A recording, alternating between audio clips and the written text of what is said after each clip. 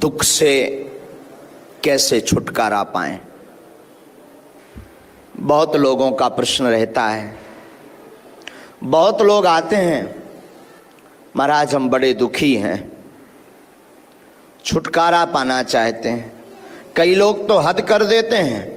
बहुत लोग आते हैं तो कहते हैं महाराज अब हम थक गए हैं, मरना पसंद है हमें, जीवन में बहुत हताश हो गए, अब हम जीना नहीं चाहते, अब जीवन का कोई उद्देश्य नहीं बचा, अब जीवन में हमें कुछ समझ नहीं आ रहा, हम मरना चाहते हैं। ऐसा बहुत लोग कहते हैं, क्वेश्चन करते हैं। क्या आपको लगता है कि आप मरना चाह रहे हैं? क्या आपको लगता है आपके रास्ते बंद हो गए? क्या आपको लगता है कि अब हमारा कोई नहीं है? बड़ी बात तो यह है, परमात्मा भगवान ईश्वर हनुमान जी अगर आपको बोल दे कि चिंता मत करो, बहुत जल्दी कृपा होने वाली है, तो आप फिर दौड़ने लगते हो। अभी आप हारे नहीं हो। एक हमारे मित्र हैं, बहुत अच्छे, मुंबई में रहते हैं, बहुत प्यारे हैं, बिजनेसमैन हैं। कभी कभी उनसे हमारी चर्चा होती है तो वो एक बात बहुत अच्छी बोलते हैं। गुरुदेव कहते हैं गुरुदेव, गुरुजी। हमने कहा हाँ।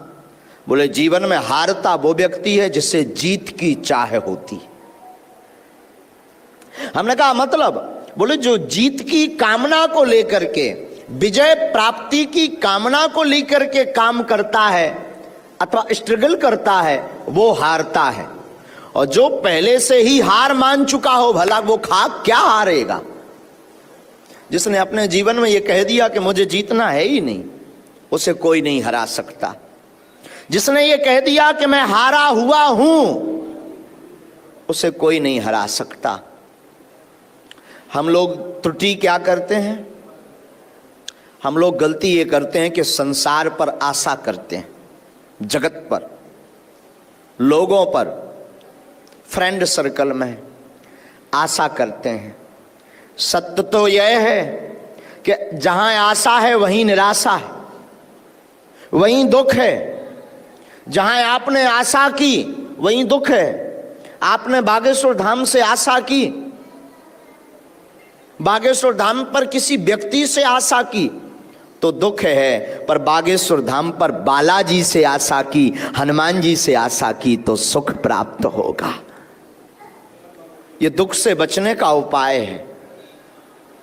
आशा एक राम जी से, बाकी आशा छोड़ दे।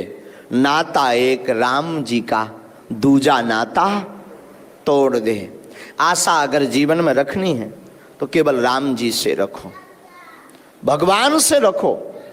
तो बहुत लोगों का प्रश्न है महाराज दुखी रहते हैं, क्या उपाय?